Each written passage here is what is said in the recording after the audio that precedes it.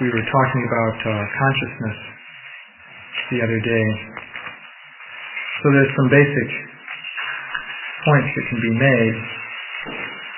Actually, the illustrations in this magazine can be used to make some basic points in preaching.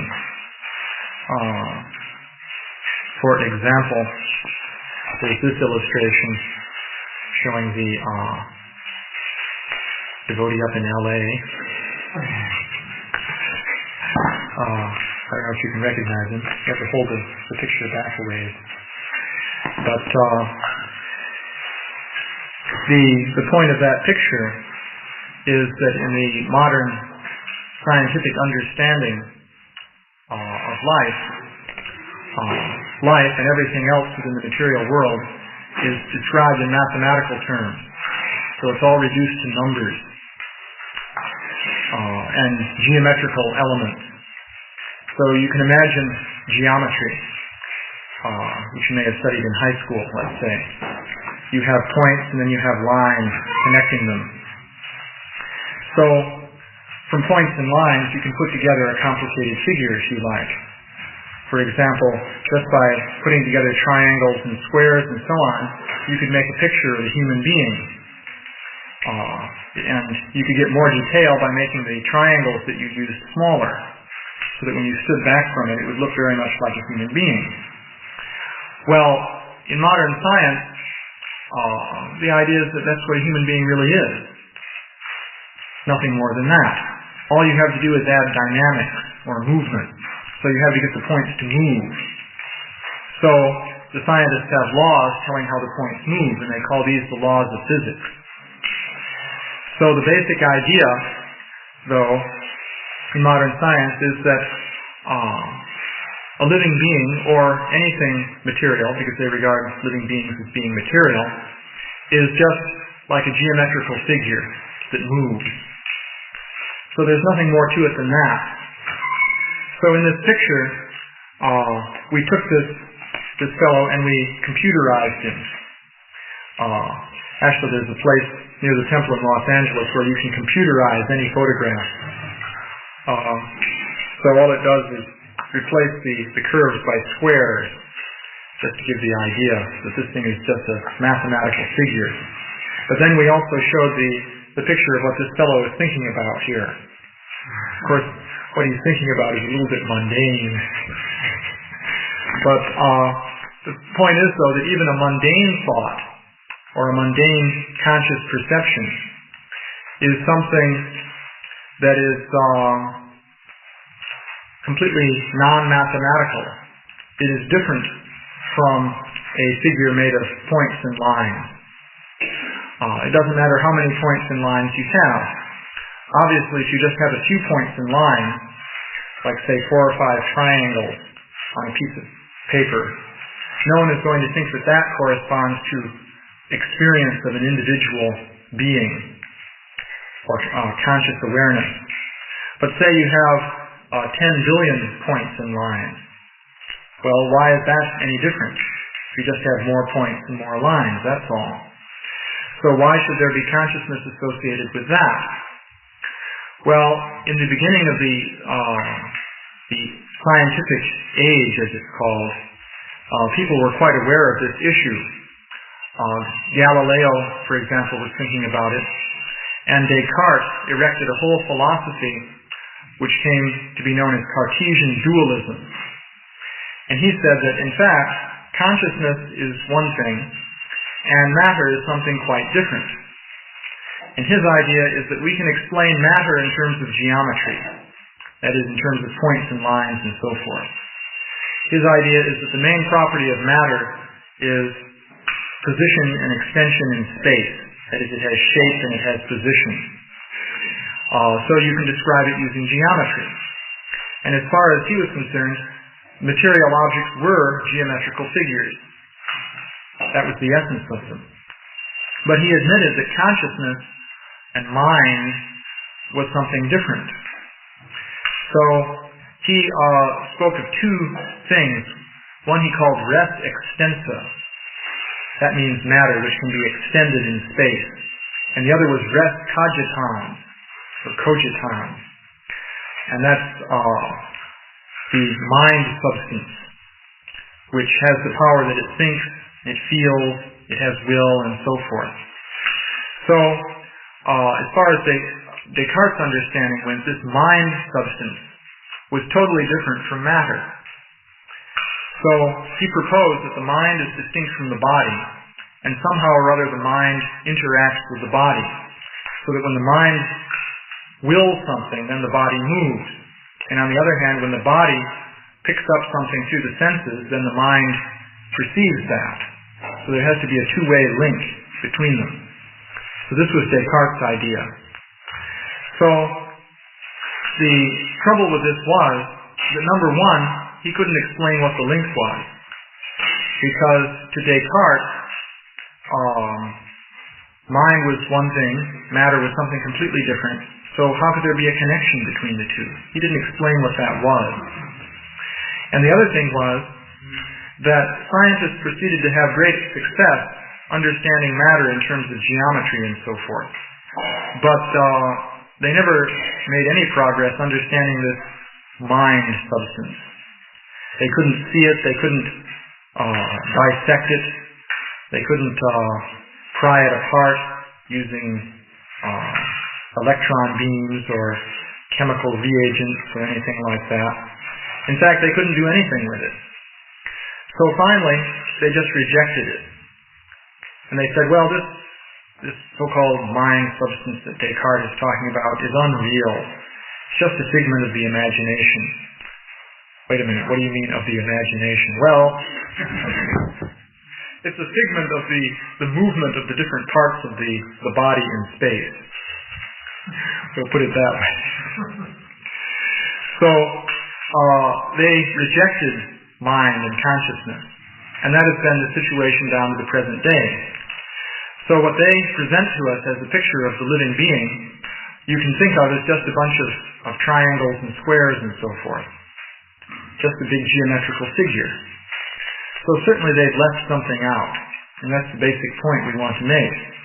And people like Descartes, Galileo, Newton, and so on were aware of this. They knew that something had been left out. So they wanted to add it as an extra element. But they couldn't do so in a convincing way. So, in Krishna conscious philosophy, of course, we have a different conception of matter than the scientists have. They want to explain matter in terms of geometry. The Vedic viewpoint is to explain matter as an energy of Krishna. So Krishna is the original conscious being, and matter is one of his energies, which acts in accordance with his will. So the link between matter and consciousness, according to the Bhagavad Gita, is the supersoul. As you read in Bhagavad Gita, the soul does not perform actions. The soul is not the doer of work. It neither kills nor is killed, and so forth. So the soul is not in charge of the motion of the material energy. But Krishna is directly in charge of it.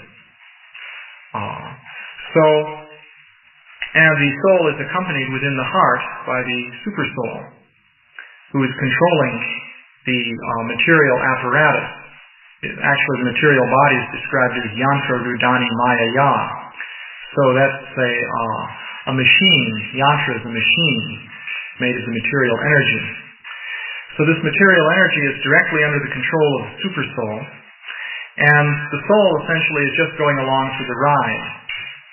But the soul has desires concerning what the material body is going to do. So the supersoul grants those desires by moving the material elements accordingly. So this is actually the Vedic conception of the connection between the soul and the supersoul, and the soul and the body. Now, in the West, this idea has also been considered. There was a fellow named, what was his name? Philosopher. I forget his name at the moment. He was Catholic philosopher. And he proposed actually that God is the intermediary link between the mind and matter. I should point out, by the way, that in the Vedic literature there's a material mind, which is one of the separated elements of Krishna. There's earth, water, fire, air, ether, and then mind, intelligence, and false ego. So mind there is a material element which is more subtle than ether. But then the soul also has its own mind. That is, the characteristics of mind are thinking, feeling, and willing. So when the soul becomes liberated and goes to Vaikuntha, it completely leaves behind the material body, including the subtle elements of mind, intelligence, and false ego. But that doesn't mean that it ceases to have thoughts, feelings, and desires, and so forth. So the material mind is actually an auxiliary apparatus which the soul uses. And actually, the material mind is a false mind. The real mind of the soul is inherently part of the soul. That's always there in the spirit soul. But the mind, intelligence, and false ego, which form what is called the subtle body, essentially represent a false personality. That's, of course, the very idea of false ego. So, and of course, the situation of the soul in the material world is that it is identifying with this false personality and thinking that this is me. And this is the root of all the different troubles of the conditioned soul, that they're identifying with this false apparatus, which is really distinct from the self. So the connecting link between this mind, intelligence, and false ego and the gross material elements is the supersoul. Well, to modern philosophers, this idea seems incredible. They think really this is too much. To say that God is individually superintending the relationship between all these different souls and the material bodies. So their reaction to that is, well, this idea is primitive. Actually, a fellow wrote a letter to me once. He was responding to my book, actually. And he referred to the idea of bringing in the supersoul as the link between the soul and the material body. And he said, well, this is a crude, primitive notion that was exploded long ago. But one might ask, well, what's wrong with this idea anyway?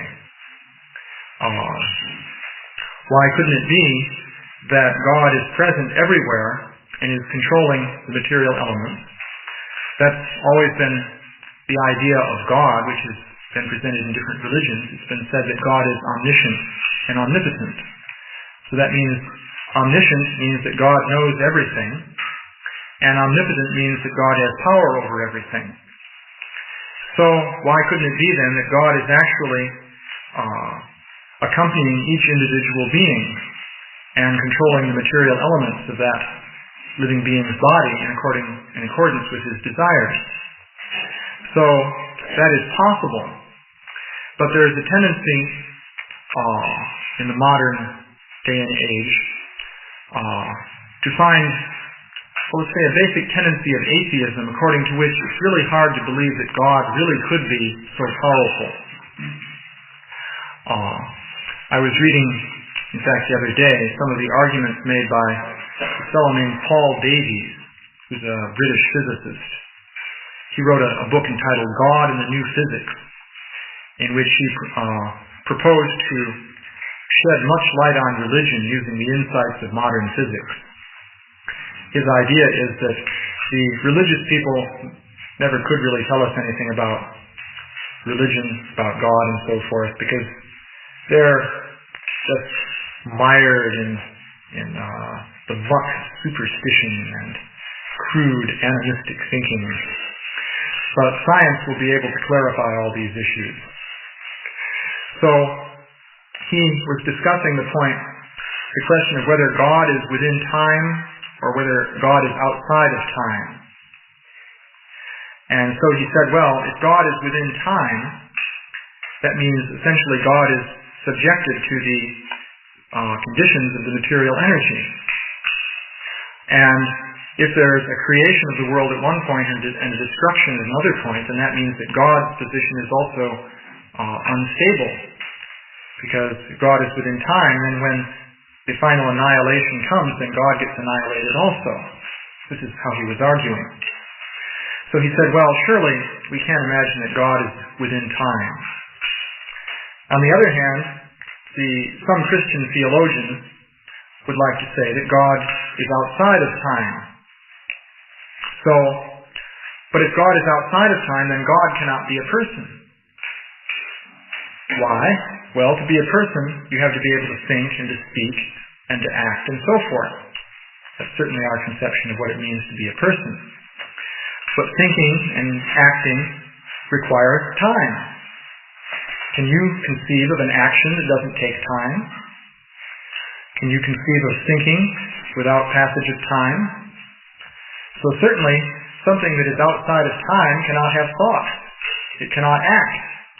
So it certainly cannot be a person. So in this case, God cannot be a person. So these Christians, he was mainly attacking the Christians. This was his favorite target.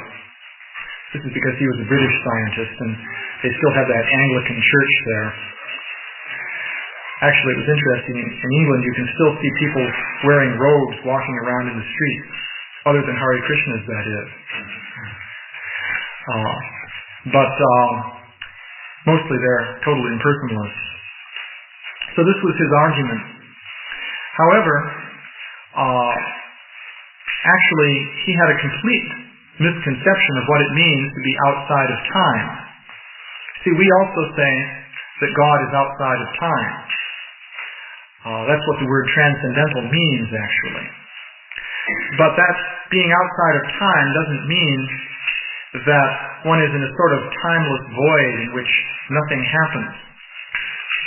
But actually, one aspect of what it means is that one is aware and fully in control of past, present, and future. That is, all time is immediately accessible to Krishna. And that means all events are within Krishna's purview.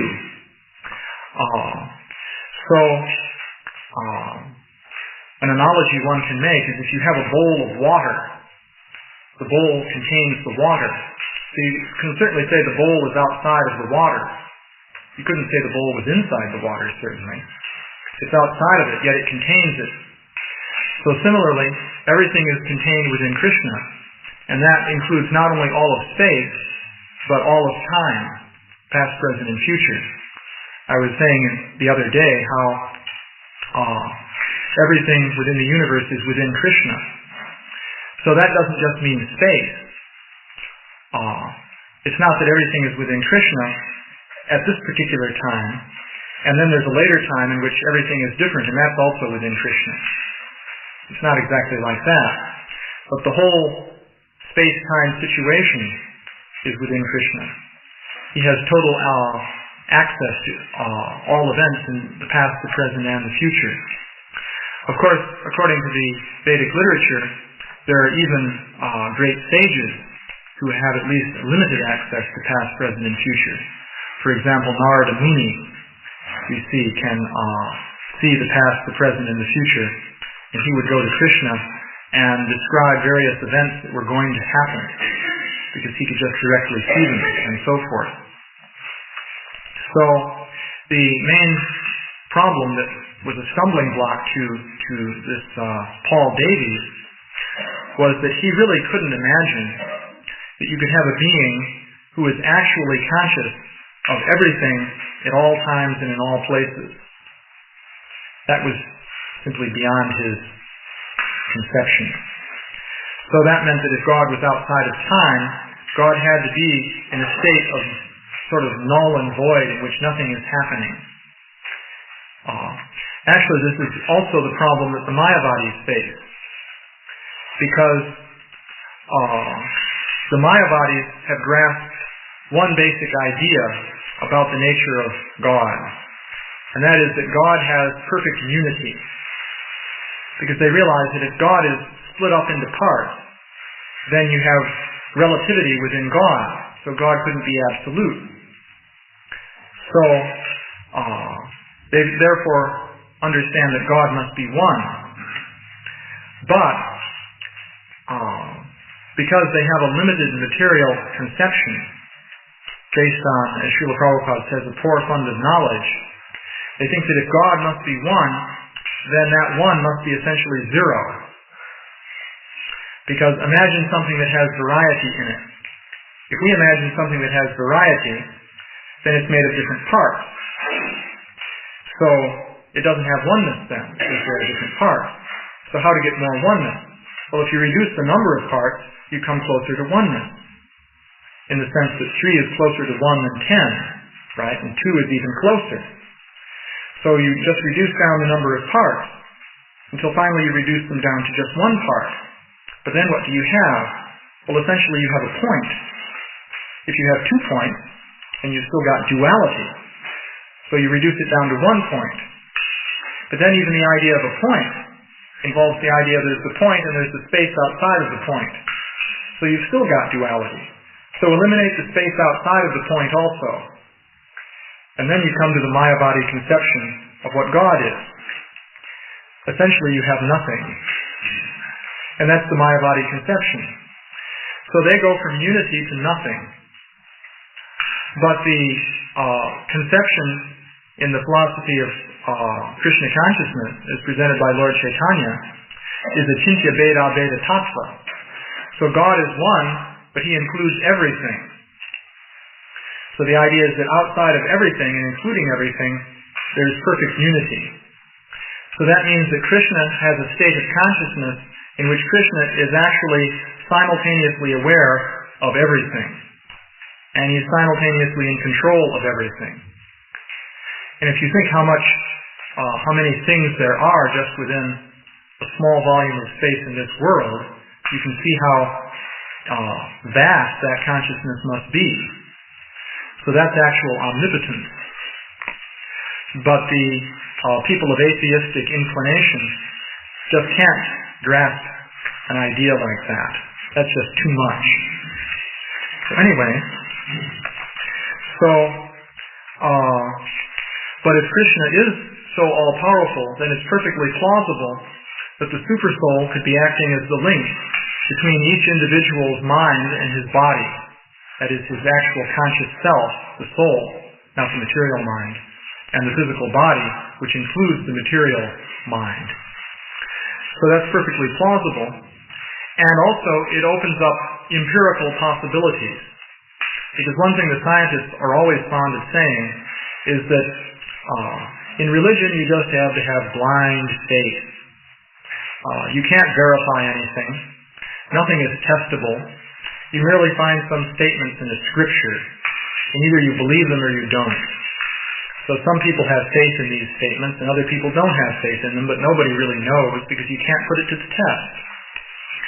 So the point, though, is that if actually between our self and our physical body there is the Supersoul, who is the intermediate link, then that means actually we're very close indeed to God.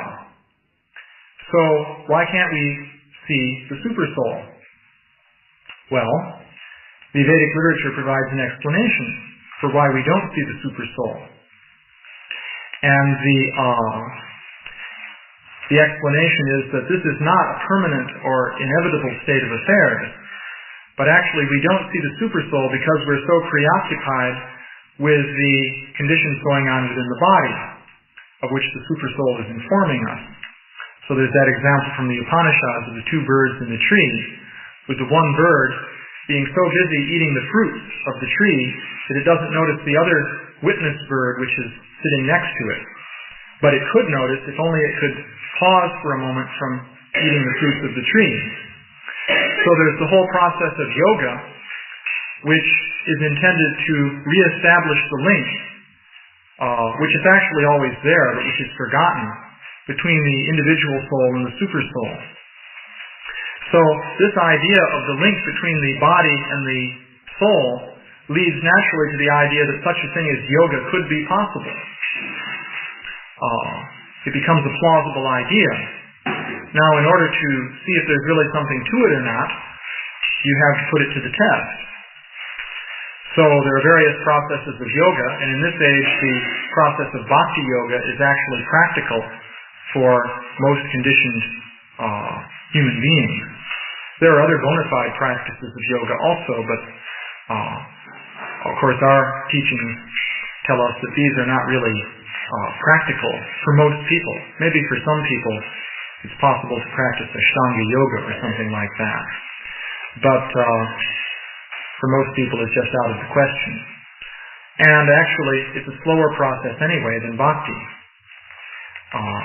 Actually the great benefit of the Kali Yuga is that we're given a very quick way to go back to Krishna.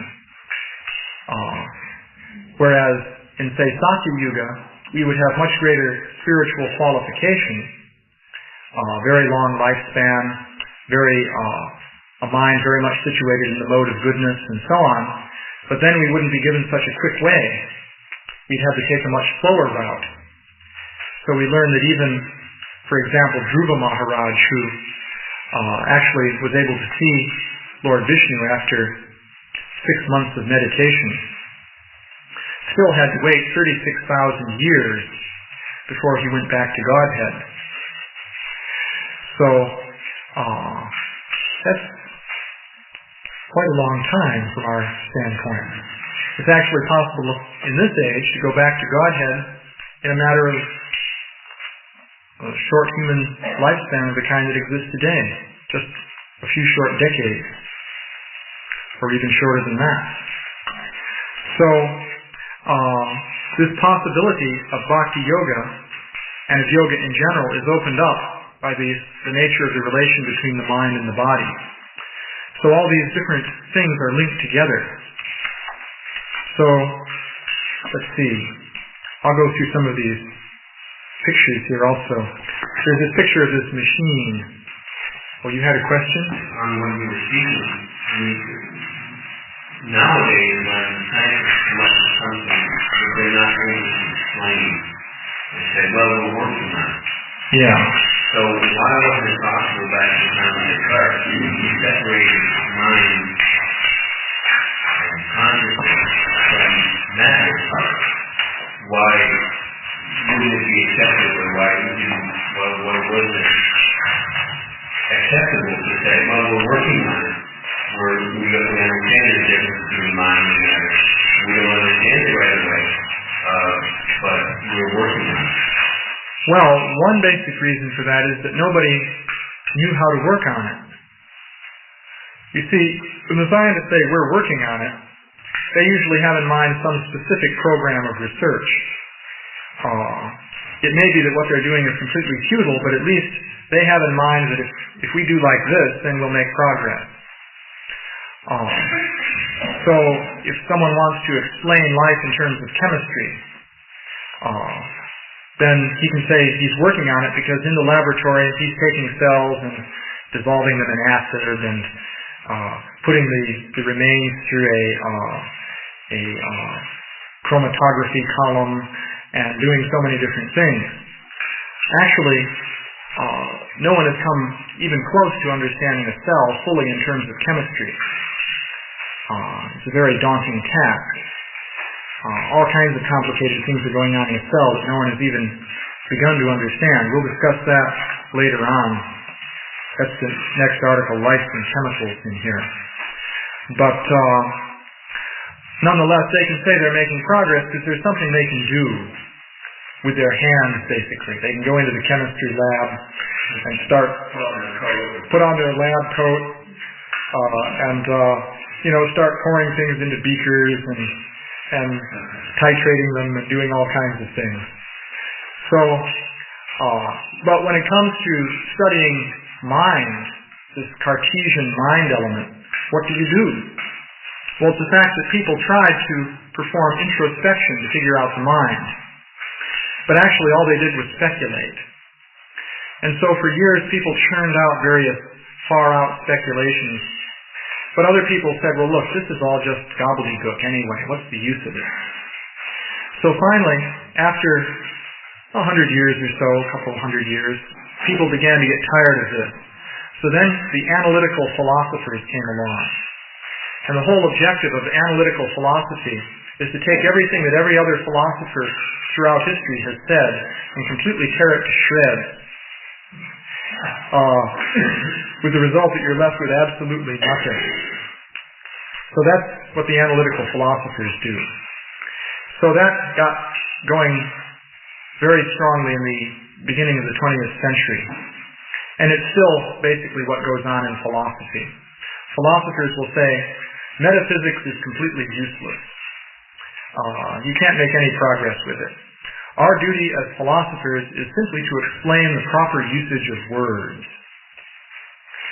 And so they will explain that, well, you shouldn't use words like consciousness because they have no meaning.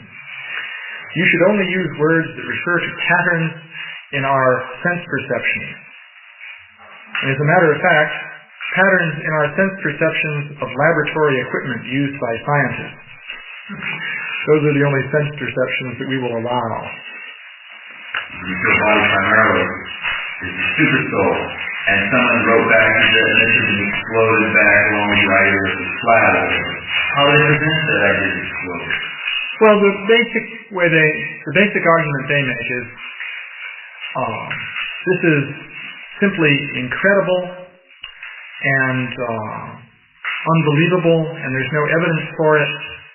So it's intellectually totally unjustified to postulate such an absurd thing.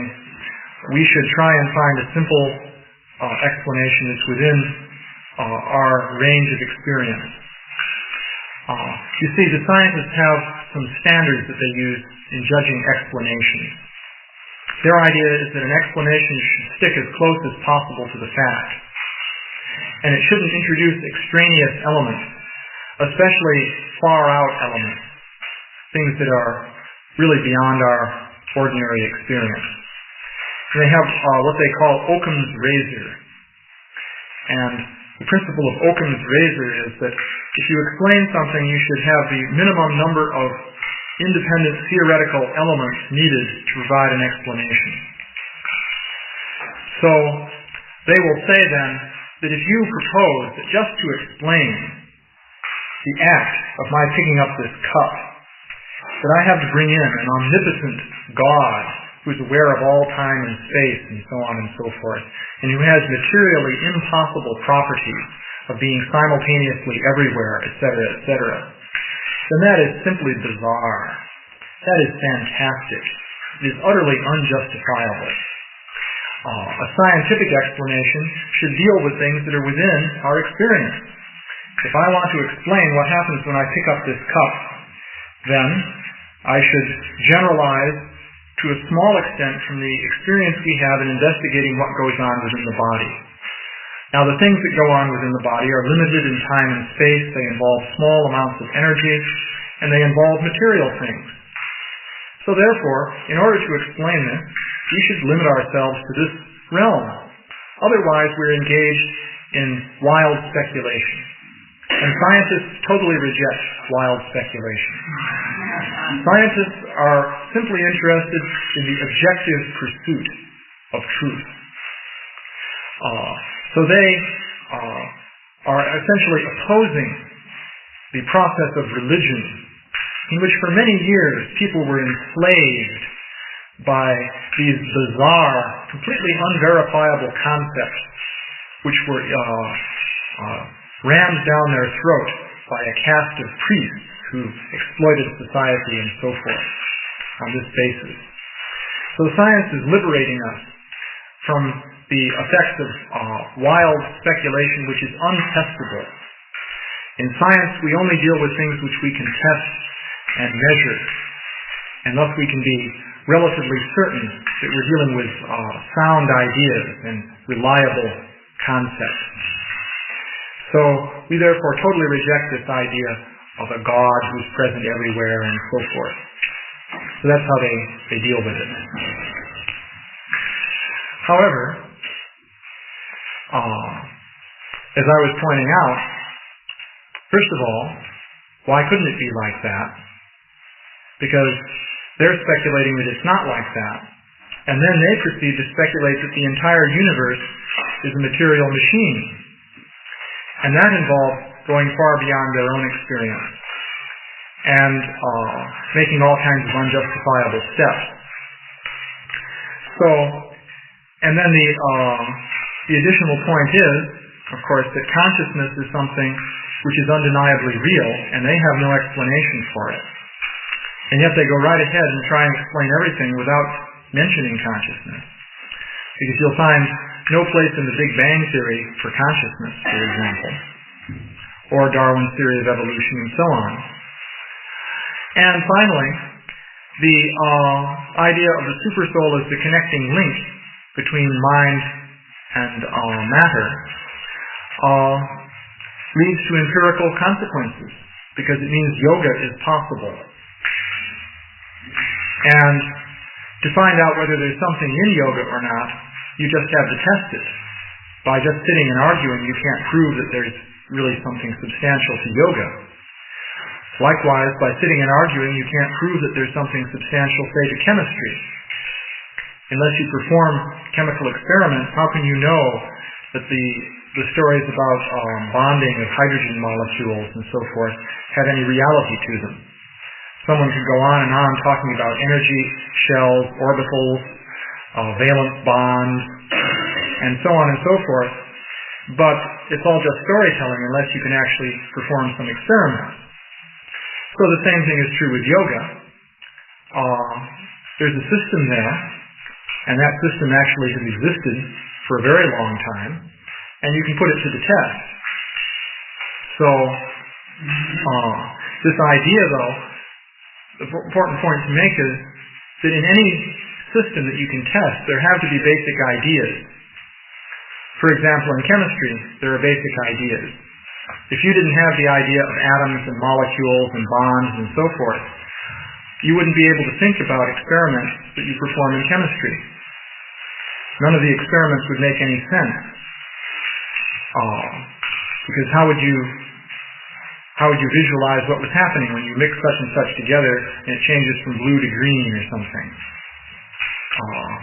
Without having a framework of ideas with which to systematically sort out all these different phenomena, it would all just be gobbledygook. So you need ideas, and then you need to have a way of testing the ideas through experience. So that's what you have in an experimental science, like, say, chemistry. Well, yoga is also like that. There are certain ideas, and then there are ways of testing them through actual experience. So that can be considered. Yeah? Well, in other words, you're saying there's a hypothesis that is we believe this, and then we formulate experiments to prove it. Yeah? But in science, they can say they believe so many things, but when they've had shocking, they may have a certain conception, but they're not attached to it. They have a certain conception, they go out and the data proves differently, like that guy who tested the first particular, whatever living beings at the bottom of the earth, and the hot water was coming out or whatever, right. And they just, when the glaring light of the truth came out, then they were willing to adjust.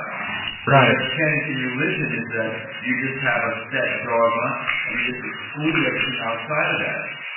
So they have this idea that they're more liberal or fluid in their pursuit of truth. So you can say to them, be liberal in your pursuit of truth then. Try this process of yoga, and if it doesn't work, then that's your experience. And that's the way it goes. And by the way, one should keep in mind, because this point also can be made, someone can say, well, I've chanted this Maha Mantra and it didn't work for me. And then, of course, if we say, well, you didn't do it right, then they'll say, well, now that's just a cop-out. You say this thing works in a certain way and I've done it, and it didn't work, and now you say I didn't do it right. So, however, one should keep in mind that the same thing applies in science. Take physics, for example. I know I've done certain experiments in a physics lab that didn't work out. And, according to the textbook it was supposed to work out, and I could read that so-and-so had done it, and it worked for him, but it didn't work for me, actually. So, what is anyone going to believe? Apparently I didn't do it right. This is what any scientist would say. In fact, it's generally the case that if you try and reproduce someone's experiment in science and the thing doesn't work, then you will simply be told that, well, you didn't perform the experiment correctly.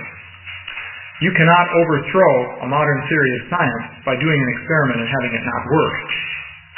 You could try that. For example, it is said that hydrogen and oxygen, when combined together with a spark, will produce water.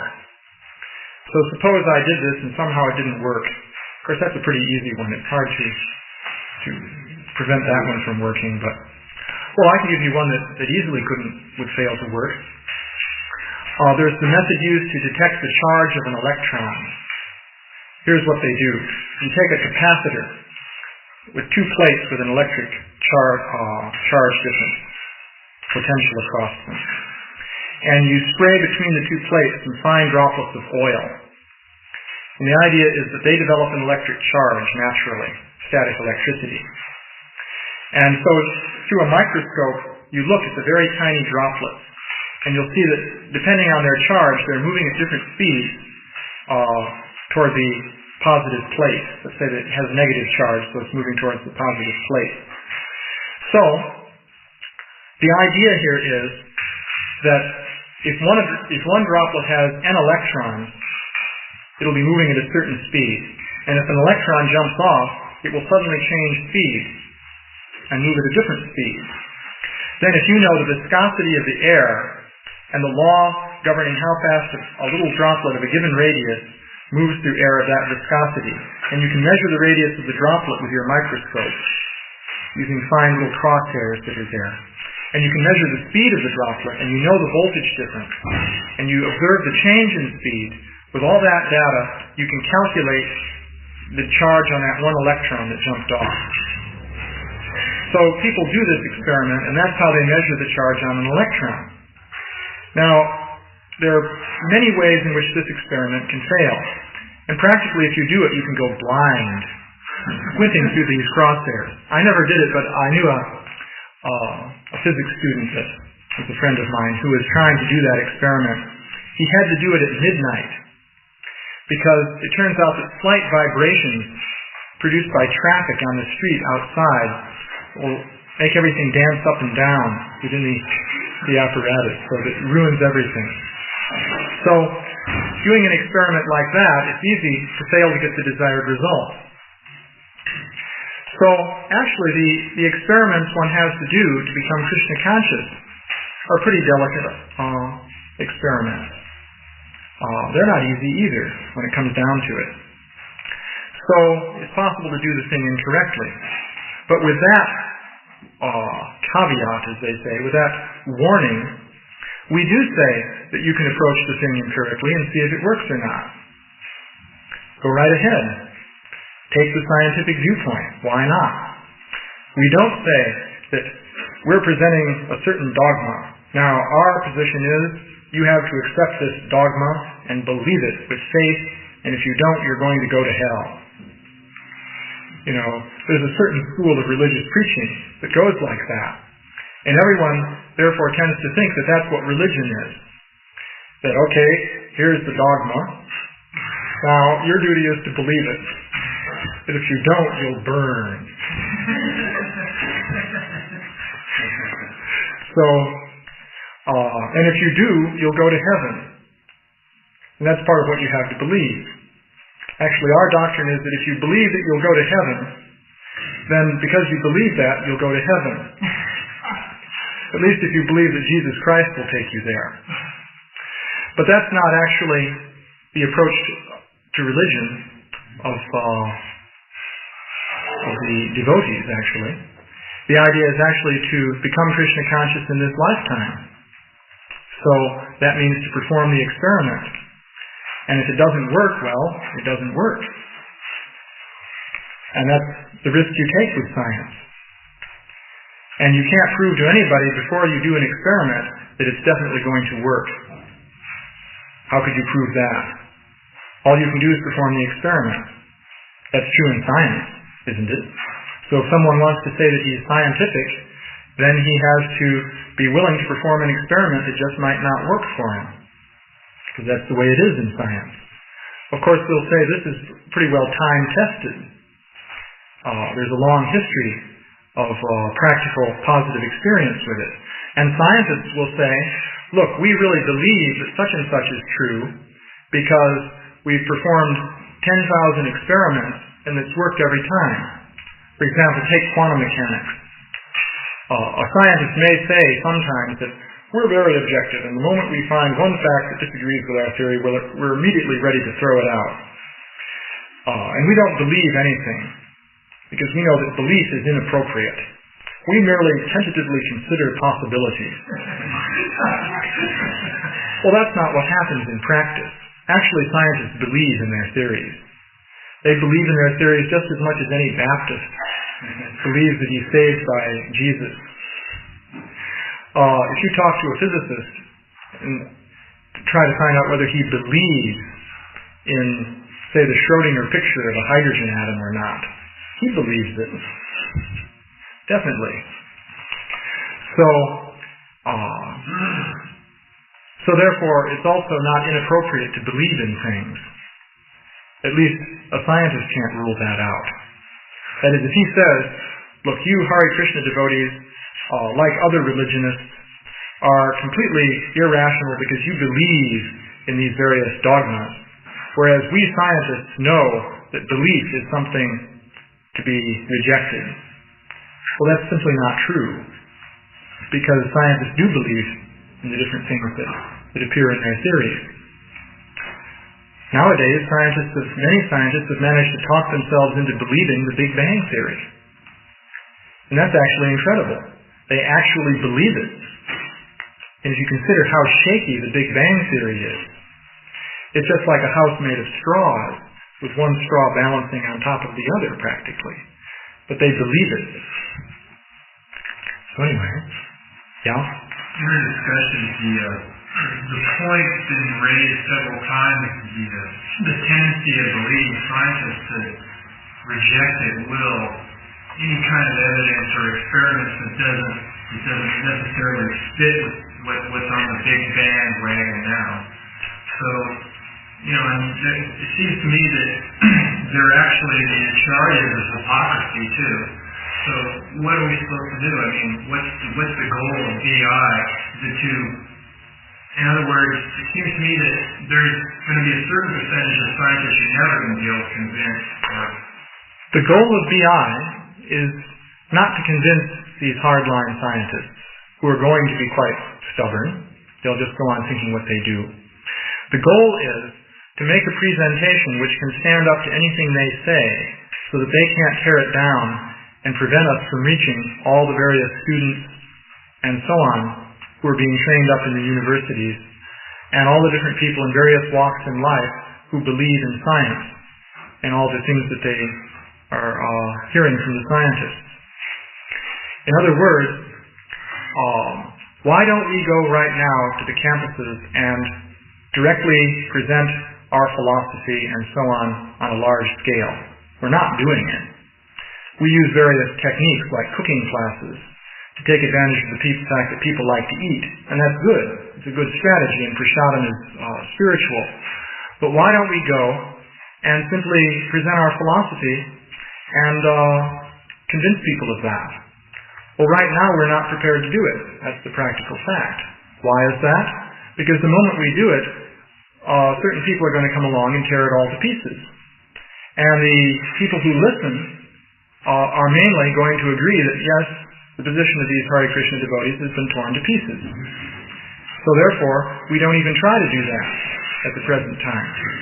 But Srila Prabhupada said we should do that. That's what the BI is supposed to do. He said the devotees should go to all the universities everywhere, all around the world, and they should present Krishna consciousness and defeat modern science. And he specifically said we should defeat these various atheistic theories.